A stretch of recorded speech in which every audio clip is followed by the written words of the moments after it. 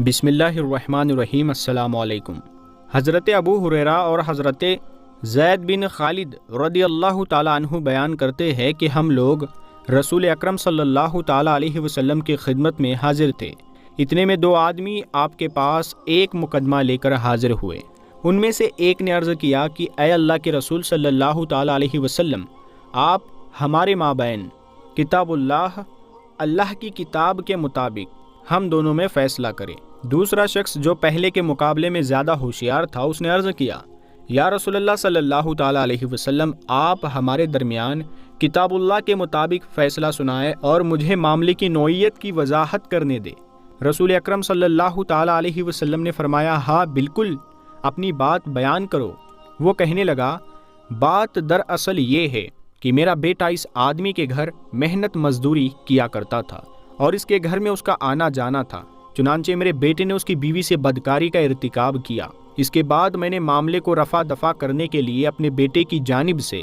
100 بکریاں اور ایک لونڈی دے کر اسے راضی کر لیا۔ پھر میں نے اس سلسلے میں اہل علم سے فتویٰ پوچھا تو انہوں نے مجھے شرعی سزا بتائی کہ میرے بیٹے کو تو 100 کوڑے لگائے جائیں گے اور 1 سال کے لیے ملک کے بدر یعنی دیش سے نکال دیا جائے گا،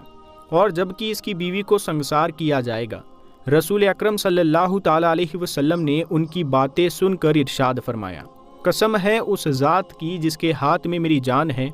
یقیناً میں تمہارے درمیان کتاب اللہ کے مطابق ہی فیصلہ کروں گا۔ تم اپنی لونڈی اور بکریاں واپس لے جاؤ اور تمہارے بیٹے کو تو 100 کوڑے لگا کر سال بھر کے لیے جلا وطن کیا جائے گا، اور اے انس، اس آدمی کی بیوی کے پاس جاؤ، اگر وہ زنا کا اعتراف کر لیتی ہے تو اسے سنگسار کر دو۔ حضرت انس رضی اللہ تعالیٰ عنہ گئے اور پوچھا تو اس عورت نے زنا کا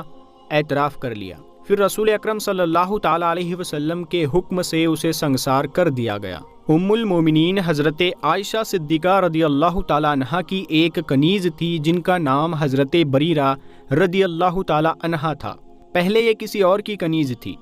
اور اس نے ان کا نکاح حضرت مغیث رضی اللہ تعالیٰ عنہ سے کر دیا تھا، اور چونکہ اصول یہ ہے کہ اگر آقا اپنی باندی یعنی لونڈی کی کسی سے شادی کر دے تو آقا کو اپنی باندی سے اجازت لینے کی ضرورت نہیں ہوتی کہ آقا جس سے چاہے اس کا نکاح کر دے، اسی لیے کہ کنیز اس کی ملکیت ہوتی ہے۔ چنانچہ حضرت بریرہ رضی اللہ تعالیٰ عنہ سے ان کی مرضی پوچھے بغیر ان کا نکاح حضرت مغیث رضی اللہ تعالیٰ عنہ سے کر دیا، اور حضرت مغیث رضی اللہ تعالیٰ عنہ لوگوں میں کوئی پسندیدہ شخصیت کے مالک نہیں تھے، بلکہ یہ سیاہ فام یعنی کالے اور بدصورت تھے، اور جبکہ حضرت بریرہ رضی اللہ تعالیٰ عنہ ایک حسین و جمیل خاتون تھی، اور اس حالت میں ان کا نکاح ہو گیا۔ حضرت عائشہ صدیقہ رضی اللہ تعالیٰ عنہ نے چاہا کہ ان کو خرید کر آزاد کر دے، چنانچہ حضرت عائشہ رضی اللہ تعالیٰ عنہ نے ان کو خریدا اور پھر آزاد کر دیا۔ شریعت کا یہ حکم ہے کہ جب کوئی کنیز آزاد ہو جائے اور اس کا نکاح پہلے سے کسی کے ساتھ ہو چکا ہو تو اب اس کو آزادی ہے کہ اپنے شوہر کے ساتھ نکاح کو برقرار رکھے یا نکاح کو ختم کر دے اور پھر کسی دوسرے سے نکاح کر لے۔ جب حضرت بریرہ رضی اللہ تعالیٰ عنہ آزاد ہوئی تو شریعت کے مطابق ان کو بھی نکاح کو ختم کرنے کا اختیار مل گیا، اور ان سے کہا گیا کہ اگر تم چاہو تو مغیث رضی اللہ تعالیٰ عنہ سے نکاح برقرار رکھو، اور اگر چاہو تو اس نکاح کو ختم کر دو۔ انہوں نے فوراً کہہ دیا کہ میں مغیث کے ساتھ نہیں رہنا چاہتی، اور اس طرح انہوں نے اپنے نکاح کو ختم کر دیا۔ اب چونکہ حضرت مغیث رضی اللہ تعالیٰ عنہ کو ان سے بہت محبت تھی، حضرت عبداللہ ابن عباس رضی اللہ تعالیٰ عنہ فرماتے ہیں کہ وہ منظر اب تک مجھے بھولے نہیں بھولتا کہ حضرت مغیث مدینہ کی گلیوں میں اس طرح گھوم رہے ہیں کہ ان کی آنکھوں سے آنسو بہہ رہے ہیں اور آنسوؤں سے داڑھی بھی تر ہے۔ حضرت بریرہ رضی اللہ تعالیٰ عنہ کی خدمت کر رہے ہیں، ان کو منا رہے ہیں اور ان کو اس بات پر راضی کرنے کی کوشش کر رہے ہیں کہ خدا کے لیے اپنے اس فیصلے کو تبدیل کر لو اور دوبارہ مجھ سے نکاح کر لو،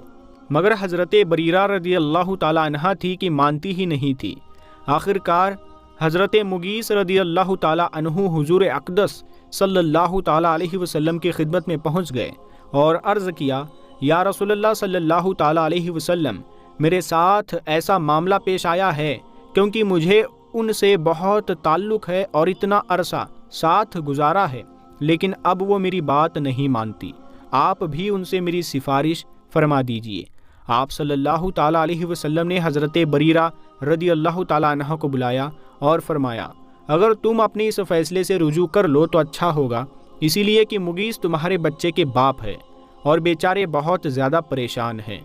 حضرت بریرہ رضی اللہ تعالیٰ عنہ نے فوراً سوال کیا، یا رسول اللہ صلی اللہ تعالیٰ علیہ وسلم، آپ یہ تو فرما رہے ہیں کہ رجوع کر لوں، پہلے یہ بتائیے کہ آپ کا میرے لیے حکم ہے یا مشورہ؟ اگر یہ آپ کا حکم ہے تو بے شک سر تسلیم خم ہے اور میں ان کے ساتھ دوبارہ نکاح کو تیار ہوں۔ تو آپ صلی اللہ تعالیٰ علیہ وسلم نے فرمایا، یہ تو میں سفارش کر رہا ہوں، یہ میرا حکم نہیں ہے۔ حضرت بریرہ رضی اللہ تعالیٰ عنہ نے جب یہ سنا کہ نبی کریم صلی اللہ تعالیٰ علیہ وسلم کا یہ حکم نہیں ہے، یہ سفارش اور مشورہ ہے، تو فوراً کہہ دیا، یا رسول اللہ صلی اللہ تعالیٰ علیہ وسلم، اگر یہ مشورہ ہے تو اس کا مطلب یہ ہے کہ مجھے آزادی ہے کہ میں اسے قبول کروں یا نہ کروں، لہٰذا میرا فیصلہ یہی ہے کہ اب میں دوبارہ ان کے پاس نہیں جاؤں گی۔ چنانچہ حضرت بریرہ رضی اللہ تعالیٰ عنہ حضرت مغیث رضی اللہ تعالیٰ عنہ کے پاس نہیں گئی اور ان سے علیحدگی یعنی جدائی اختیار کر لی۔ آپ صلی اللہ تعالیٰ علیہ وسلم نے سفارش اس لیے کی کہ آپ جانتے تھے حضرت مغیث رضی اللہ تعالیٰ عنہ کے اندر صورت کی کوئی خرابی نہیں، اگر یہ ان کی بات مان لے گی اور دوبارہ ان کے نکاح میں آ جائے گی تو ان کو بہت اجر و ثواب ملے گا۔ اس لیے اس نے اللہ کے ایک بندے کی خواہش کو پورا کیا اور اس واسطے آپ صلی اللہ تعالیٰ علیہ وسلم نے سفارش کر دی۔ لیکن جب انہوں نے سفارش کو قبول نہیں کیا تو آپ صلی اللہ تعالیٰ علیہ وسلم نے قیامت تک آنے والی امت کو یہ سبق دیا کہ مشورے کو ہرگز نہ سمجھو کہ اس کے ذریعے دباؤ ڈالا جاتا ہے یا اس پر عمل لازمی کیا جاتا ہے، بلکہ مشورے کا مقصد صرف توجہ دلانا ہوتا ہے، اس کے بعد اختیار ہے کہ چاہے اس پر عمل کرے چاہے عمل نہ کرے۔ عاصم احول حضرت حسن کے حوالے سے بیان کرتے ہیں، یہ ایک شخص نبی کریم صلی اللہ تعالیٰ علیہ وسلم کی خدمت میں ایک آدمی کو پکڑ کر لایا، اس نے اس کے قریبی رشتہ دار کو قتل کر دیا تھا۔ نبی کریم صلی اللہ تعالیٰ علیہ وسلم نے مقدمہ سننے کے بعد فرمایا، کیا تمہیں دیت چاہیے؟ اس شخص نے کہا، میں دیت لے کر معاف ہرگز نہیں فرماؤں گا، بلکہ مجھے تو خون کا بدلہ خون چاہیے۔ نبی کریم صلی اللہ تعالیٰ علیہ وسلم نے فرمایا، کیا تو قاتل کو معاف کر سکتا ہے؟ اس نے کہا، بالکل نہیں۔ نبی کریم صلی اللہ تعالیٰ علیہ وسلم نے فرمایا، جاؤ اسے لے جاؤ اور قتل کر دو۔ جب وہ شخص قاتل کو لے کر رسول کریم صلی اللہ تعالیٰ علیہ وسلم کے پاس سے نکل گیا تو آپ نے فرمایا، اگر اس نے قاتل کو قتل کر دیا تو یہ بھی اس کے مانند ہوگا۔ یہ سن کر ایک آدمی اس شخص سے جا ملا جو قاتل سے قصاص یعنی بدلہ چاہتا تھا، اور اس نے بتایا کہ رسول کریم صلی اللہ تعالیٰ علیہ وسلم نے یہ بات کہی ہے، یعنی اگر تم اس قاتل کو قتل کر دو گے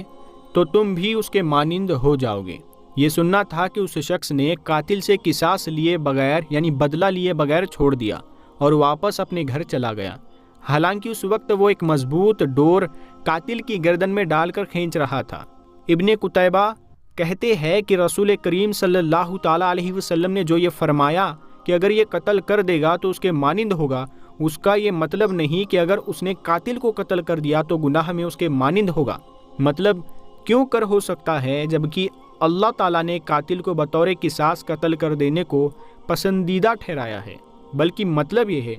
کہ رسول کریم صلی اللہ تعالیٰ علیہ وسلم نے یہاں قصاص لینے کو ناپسند فرمایا اور آپ کی خواہش تھی کہ وہ قاتل کو معاف کر دے۔ آپ نے اعتراض کے طور پر یہ الفاظ کہے جس سے قصاص لینے والے شخص کو گمان ہوا کہ اگر میں نے قاتل کو قتل کر دیا تو پھر میں بھی اسی کی طرح گنہگار ہو جاؤں گا، اسی لیے معاف کر دینا ہی بہتر ہے، کیونکہ قاتل نے بھی پہلے ایک آدمی کا خون بہایا ہے، اور اگر یہ شخص بھی ایک آدمی کا خون بہائے گا تو اس طرح یہ دونوں ہی قتل میں برابر ہو جائیں گے۔ البتہ پہلا قاتل ظالم ہے جس نے ناحق خون بہایا، اور یہ دوسرا قاتل حق بجانب ہے جس نے بطور قصاص بدلہ لینے کے لیے خون بہایا۔ رسول اکرم صلی اللہ تعالیٰ علیہ وسلم نے اس طرح کئی مقامات پر تعریضی الفاظ استعمال کیے۔ اللہ تعالیٰ کہنے سننے سے زیادہ عمل کرنے کی توفیق عطا فرمائے۔ پیارے دوستو، ہم ملتے ہیں آپ کو اگلی ویڈیو میں، تب تک کے لیے السلام علیکم۔